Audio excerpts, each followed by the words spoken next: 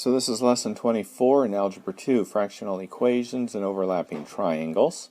So what we're going to do here is look at an equation like example 24.1 here as far as fractions are concerned. And none of us like working with mixed numbers, so we change these to improper fractions almost all the time. It just makes life easier. Alright, so what we're going to do here is with calculators, a lot of times you can just mess with the fractions and deal with them, but calculators can be really, to me, more cumbersome and more of a pain than just figuring out how to do these. So what we're going to do is we're going to look at common denominators. We have a 2, a 5, and a 4. Common denominator is a 20. So we're going to multiply the entire thing, each term, by 20. We're going to distribute that 20 across here. So we get 180 over 2, 60 over 5, negative 100 over 4. And when you do that, when you distribute the common denominator, you get rid of the fractions. Here you get 90. Here you get, 12. And here you get negative 25. So your fractions disappeared. And you just do the math. So 90x equals negative 13. Divide by 90, divide by 90, and you're done. Negative 13 over 90. Alright, so notice I didn't have to move anything back. I didn't have to divide by 20 or do anything. Everything just works. Alright, so let's look at example 24.2. Might give you a better idea of why it's important to learn this. We have 4x plus 2 all over 5 minus 3 halves equals 1/3. Okay, common denominator. Let's see, 5, 2, and 3. 15 doesn't work because 2 doesn't go into it. 20 doesn't work because 3 doesn't go in. Okay, 30 looks like that's going to be the one I'm going to use. So, what I'm going to do is I'm going to write it as 30 times 4x plus 2 over 5. So I'm going to multiply that. I'm going to multiply 30 times 3 over 2 and 30 times 1 over 3. Alright, so I didn't actually do the multiplication. I just wrote it out because if you remember canceling, we can cancel that and that. 5 goes into 5 once, it goes into 36 times. Cancel that, and cancel that, and that. Alright, now I can write them as 6 times 4x plus 2 minus 15 times 3 equals 10 times 1. Distribute.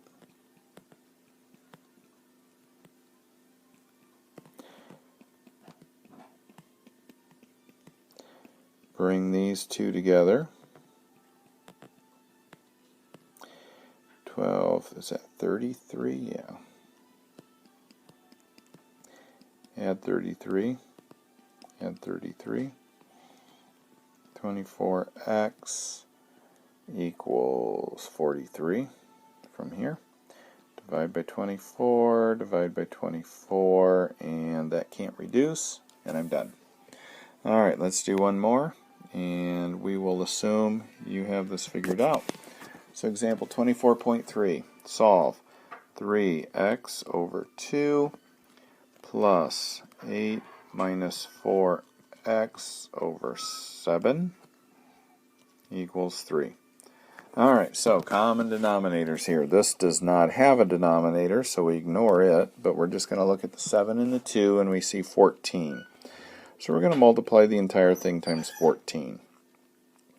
So this times this is 14, 28, 42 x over 2 plus, and we're just going to write this 14 because this is a distributive property kind of a thing there. So let's leave that alone right now. And then 3 times 14 is again 42.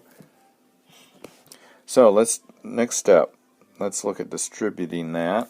Actually, let's look at the 14 and the 7 and just make that into a 2. Like that. Now I can distribute this. Well, let's change that to 21.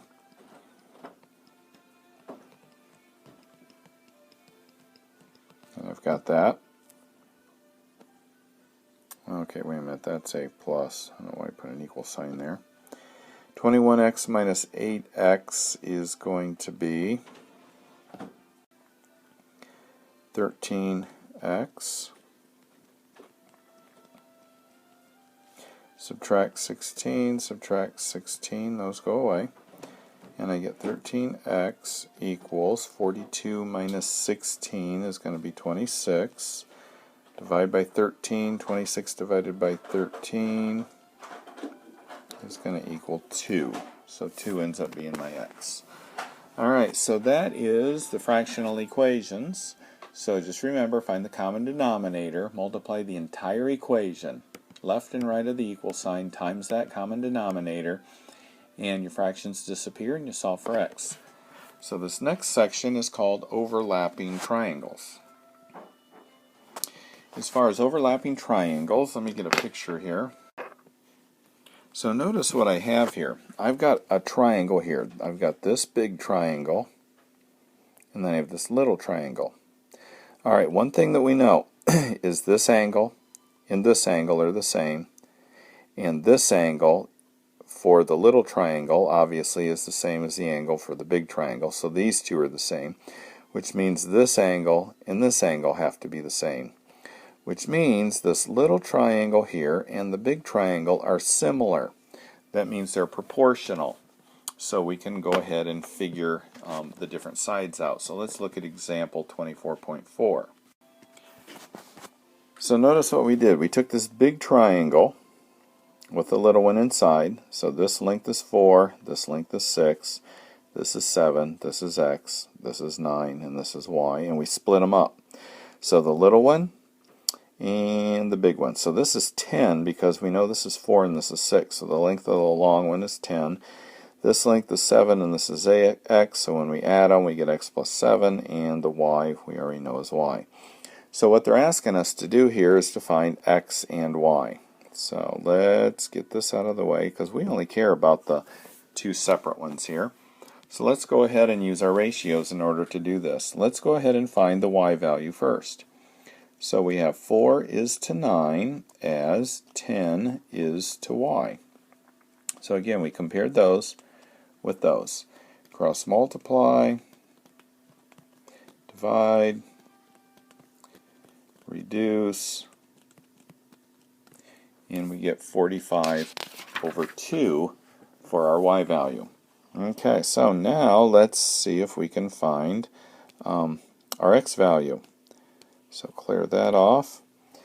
We do our ratio or our proportions again. Let's do 4 is to 7 as 10 is to x plus 7.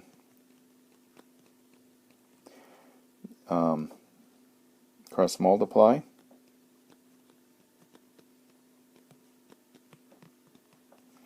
Distribute.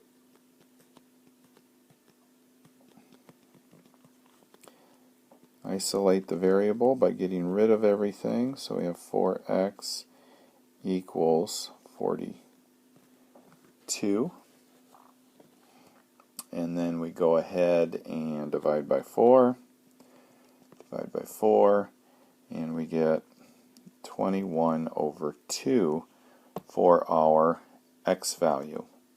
So a little bit weird numbers that we get for our answer, but not really too difficult to do. And that's it for lesson number 24.